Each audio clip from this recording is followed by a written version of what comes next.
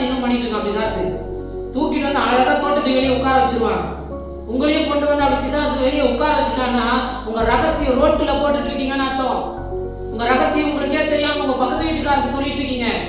உங்க பலவீனத்தெல்லாம் நீங்க சொல்லிட்டு இருக்கீங்க. நாளைக்கு உங்க அந்த மனுஷங்க உங்களை பார்க்க எடுத்துமா பார்ப்பான், அற்பமா தான் பார்ப்பான். ஆனா நீங்க அந்த ரங்கத்துல காத்திருந்து பாருங்க, பிதாவாகிய தேவனோட ஐக்கியத்துல இருந்து பாருங்க. நீங்க வெளியே வரும்போது அந்த பிரதரோட கர்த்தர் பேசுவாரு, பேச கூட பயப்படுவாங்க, வார்த்தையை கேட்க பயப்படுவாங்க. நம்ம எங்க நின்றுட்டு இருக்கோம்? 4 மனுஷர்கள் பார்த்து ஒரு இடத்துல நின்று பேசிட்டு இருக்கோமா, இல்ல கர்த்தருடைய சமூகத்துல நின்று பேசிக் கொண்டு இருக்கிறோமா? அதனாலதான் கர்த்தர் சொல்கிறார், ஒருமித்து வாசம் பண்ணுவது அபிஷேகத்தை போன்றுதான். அப்படின்னா நீங்களும் உங்க கூட இருக்கிறவங்க ஒருமனப்பட்டா உங்க பலவீனத்தை அந்த அபிஷேகம் தாங்கணும், அந்த அபிஷேகத்தை இந்த பலவீனம் தாங்கணும். 2 அபிஷேகமும் சேர்ந்து 3வது ஒரு ஆளையும் பட்சிக்கணும். அதுதான் நல்ல ஆவிக்குரிய ஐக்கியம்.